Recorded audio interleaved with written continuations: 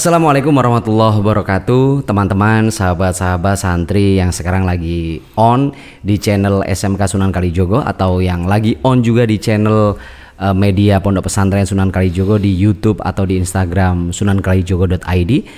Kali ini kita akan berbincang-bincang dengan salah satu aktivis di dunia cyber, tentunya milik NU, dan ini beliau adalah asli santri dari Kabupaten Malang. Ada Gus Zulham Ahmad Mubarak. Saya sapa dulu. Assalamualaikum Gus. Waalaikumsalam, siap. Sehat ini? Alhamdulillah Ustaz. Siap. Sehari keliling ini ngapunten sangat. Kami ajak malam-malam ini 1:30 malam sahabat. Kita hari ini demi apa sih? Demi supaya kita bisa ngaji sedikit. Kalau seringkali kan kita sudah ngaji kitab dan segala macam. Kali ini kita akan ngaji tentang digital atau ngaji tentang cyber. Kados pundi sih Gus, nanti kita sebagai santri itu yang pertama mungkin awalan sebagai santri kita harus sadar nih, dunia digital, dunia cyber, bagaimana nanti kita akan memanfaatkan ini sesuai dengan rel kita sebagai santri. Siap.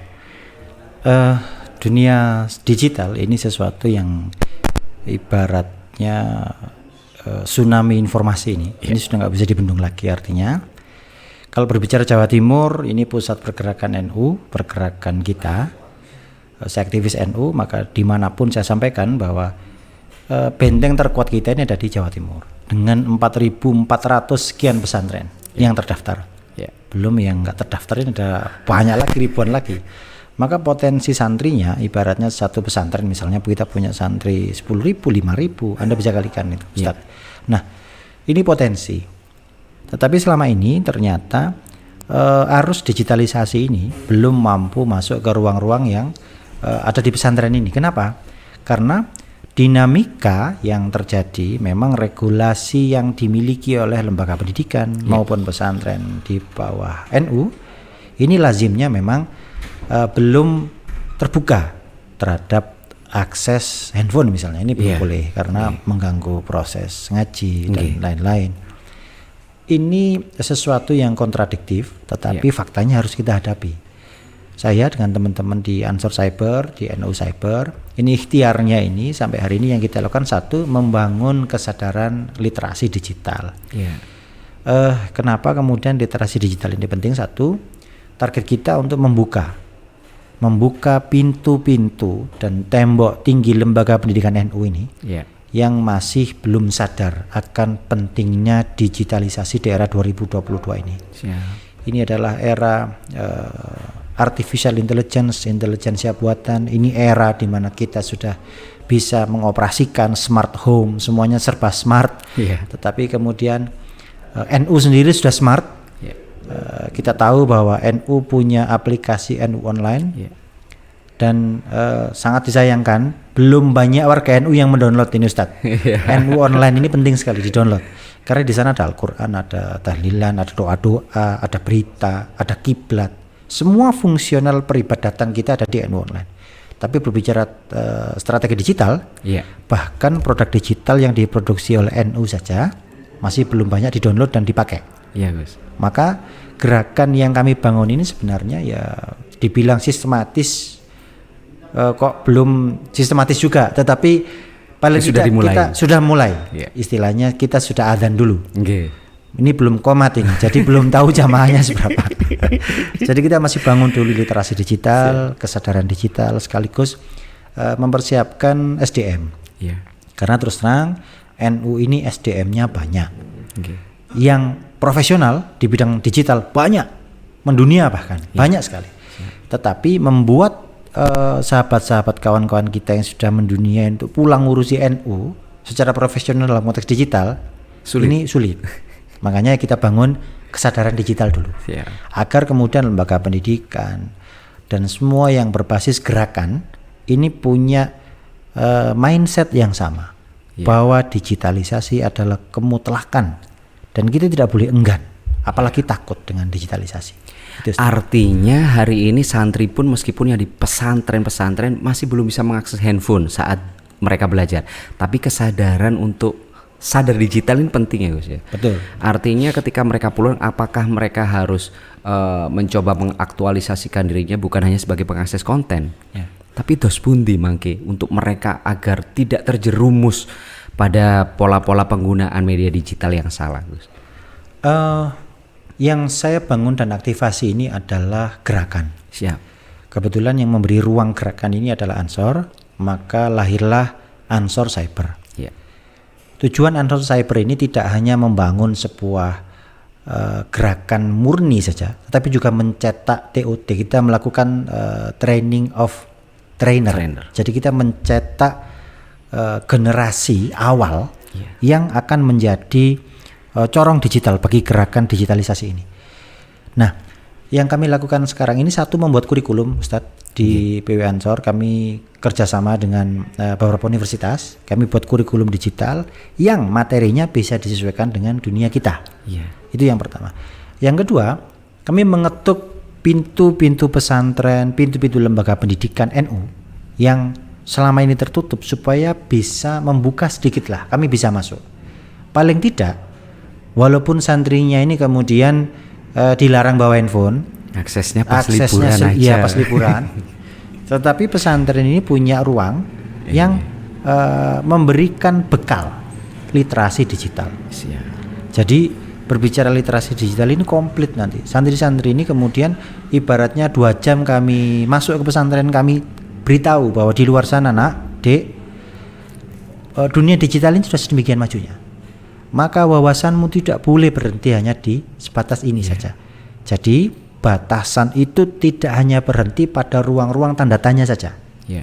Kalau berhenti di ruang tanda tanya, mereka tidak diajarkan, tidak disiapkan keluar dari pesantren, maka akan menjadi seseorang yang mengalami shock culture atau kaget ya dengan digitalisasi. Saya contohkan Ustadz, beberapa tahun lalu kebetulan di waktu luang kami juga menjadi konsultan beberapa penegak hukum. Ada kasus besar waktu itu, beberapa postingan yang viral itu menghina dan menjelek-jelekkan gerakan NU, beberapa kiai kita.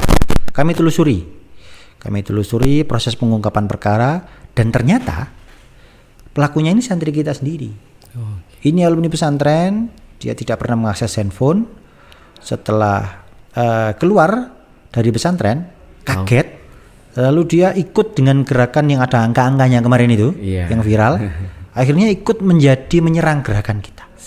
Nah, artinya ketika mereka ini tidak disiapkan di dalam pesantren terkait dengan kesadaran digital, literasi digital, maka keluar ini mereka terseret arus. Yang viral apa, kaget, dia ikut terbawa arus karena belum siap mereka. Maka bekal yang lengkap hari ini dibutuhkan, tidak hanya pengetahuan terkait dengan pengetahuan umum maupun pengetahuan yang sudah standar kurikulum pesantren, tetapi juga pengetahuan ketiga ini, life skill. Kenapa digital ini kami sebut life skill? Karena sudah tidak mungkin lagi menjadi manusia di yang 2022 yang lepas dari teknologi. Jadi ini life skill, wajib dimiliki. Begitu, artinya Ustaz. Berarti santri agar tidak terjerumus, kita harus tahu rujukan-rujukan yang tepat. Betul. Perlu nggak sih menurut Ustadz pesantren itu memberikan satu referensi-referensi, bukan hanya kitab-kitab yang dipelajari, tapi referensi-referensi digital untuk dipelajari juga bagi para santrinya? Jika memang iya, kemana kita dari pesantren akan mengakses, mana sih rujukan-rujukan yang ini cocok bagi santri-santri kita gitu, ya. Kami usulkan kepada PWNU waktu itu dan PBNU, semoga masih diproses. Artinya ada namanya Dr.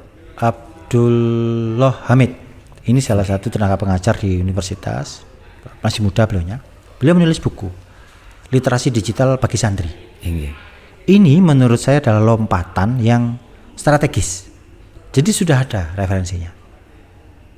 Tinggal bagaimana kemudian mengubah konsepsi yang selama ini berbasis textbook ini menjadi produk yang mudah dikonsumsi oleh milenial, oleh anak-anak, oleh santri. Mereka menarik, ini betul. Jadi mengubah sesuatu yang textbook menjadi sesuatu yang bersifat audiovisual. Kita audiovisualkan, diproduksi, distandardisasi ala Harokah Aswaja Anadiyah ini. Kemudian ditaruh dalam sebuah kurikulum spesifik tambahan bagi pesantren salaf. Kalau pesantren modern saya kira sudah banyak yang paham lah digitalisasi. Bahkan Dalwa kampus dan pesantren di Pasuruan yang kita kenal cukup besar itu, kemudian beberapa Gontor misalnya, ini mungkin sudah harus digitalisasi, sudah masuk. Tetapi yang salaf ini kadang-kadang benturannya masih keras. Tapi kalau yang berbicara ini NU secara organisasi, kita buat kurikulum, buat konten yang spesifik, melatih digital skill, maka saya yakin penolakannya akan lebih berkurang. Lebih halus. Hanya saja ini butuh waktu karena memisahkan aspek positif dan negatif dari dunia digital ini butuh waktu. Dan meyakinkan para kiai kita bahwa Yai, data terbaru misalnya saya bicara data terbaru ini Yai, Indonesia ini negara yang paling banyak memakai WhatsApp di dunia nomor 1. Kita negara peringkat 1 dunia yang paling banyak mengakses handphone. Mencapai 5 jam 30 menit misalnya. Ini data terbaru 2022. 5 jam 30 menit dari aktivitas keseharian ini terpakai untuk handphone. Per hari. Setiap orang. Ngapain? Main WhatsApp ternyata. Karena mereka bekerja di WhatsApp, bersosialisasi di WhatsApp, mengumpulkan data di WhatsApp, sekolah infonya di-share di WhatsApp. Maka menjadi sebuah kemutlakan bagi kalangan kita, kalangan santri, kemudian dengan pesantren jumlahnya 5.400 sekian tadi, untuk kemudian bergeser dan memahami ini adalah subjek yang vital bagi gerakan NU ke depan. Begitu. Oke. Saya kira sangat banyak sekali kalau ini kita akan kupas satu persatu. Tapi untuk yang terakhir, saya ingin Gus Zulham malam hari ini memberikan sebuah istilahnya penanaman untuk bagi para santri atau siapapun yang melihat bincang-bincang kita, ngaji kita hari ini, untuk bagaimana kemudian kita ke depan menyiapkan diri sebagai santri, sebagai manusia yang tidak akan terlepas dari teknologi. Seperti apa sih yang harus kita siapkan? Bagi para kreator harus seperti apa? Mungkin bagi orang-orang yang jenengan siapkan di Akta atau bagi para pengakses, agar kita semuanya ikut larut dalam harokah yang dibangun Gus Zulham selama ini. Seperti sederhana sebenarnya semangat yang ingin saya sampaikan, saya ilustrasikan Mawan. Salah satu tools atau alat digital yang paling banyak dipakai sekarang adalah Google. Saya persilakan audiens siapapun yang menonton podcast ini, apalagi dari kalangan kita orang NU, coba jenengan cari di sana kata-kata yang spesifik terkait dengan keyword umum aja lah. Seperti saya sering bahas di semua forum ini, coba Anda cari keyword cara taubat misalnya. Ini kata kunci bagi saya. Ketika seorang yang ingin hijrah misalnya, kemudian dia pengen tahu tentang Islam, awalnya preman tidak tahu Islam, pengen belajar Islam, maka yang dia lakukan pasti buka Google, ngetik kata cara taubat. Ketika kata kunci ini kontennya berasal dari gerakan kita, gerakan NU, maka tuntas sudah. Tapi faktanya tidak. Berarti kalangan kita masih belum bisa mewarnai. Belum. Pengisi. Betul. Bahkan di YouTube saja ketika kita cari keyword misalnya orang pengen belajar cara memandikan jenazah, cara sholat gerhana, yang top search paling atas langka dari kalangan kita. Padahal jumlah warga NU ini lebih banyak dari kalangan lain. Tapi top searchnya orang lain. Kenapa ini kemudian terjadi? Ini PR kita bersama. Maka membangun digitalisasi adalah sebuah keniscayaan, nggak bisa dari penghindar kita. Maka produk pesantren, produk apapun gerakan, saya rekomendasikan harus didigitalisasi. Kenapa? Karena ketika tersimpan di Google, sebuah video konten itu bertahan sampai 30 tahun. Jadi kita bisa mewariskan ini adalah jariah digital kalau saya. Maka harus ada gerakan, ini jariah. Karena ketika kita posting dan kemanfaatannya dipakai oleh orang generasi seterusnya dan tahun berikutnya, maka kita akan terus menerima jariah dari apa yang kita lakukan secara digital tadi. Ini medan jihad digital kita kan. Siap. Gitu, artinya kita harus menjadi seorang kreator juga. Betul. Selain menjadi seorang viewer. Gus Zulham yang paling akhir ngapunten kula nyuwun closing statement yang paling akhir untuk memompas semangat kita untuk aktif di media sosial, aktif di dunia digital untuk terus mewarnai begitu dan mengisi konten-konten yang bagus. Sahabat-sahabat, viewers dan semuanya dari podcast di SMK SKJ ini, digitalisasi itu kemutlakan. Gak perlu kita takut ataupun khawatir dengan potensi digital. yang perlu kita lakukan adalah melebur. Ini adalah ombak digital ini besar sekali seperti tsunami, maka kita tidak perlu larut dan terseret ombak, tapi kita perlu untuk membuat papan selancar sehingga kita bisa bermain dengan ombak, mengendalikan ombak, menaiki ombak, dan memanfaatkan ombak digitalisasi ini untuk kemanfaatan, kemaslahatan umat, dan mewariskan budaya digital yang positif bagi anak kita, keturunan kita hingga masa depan nanti. Kalau nggak sekarang ya kapan lagi? Sudah waktunya. Matur nuwun Gus Ilham. Sama-sama. Yang paling akhir dari Gus Ilham saya garis bawain, mulai dari sekarang atau kita akan tergilas. Siap. Matur nuwun waktunya, Sama-sama, Ustaz. ngapunten sangat.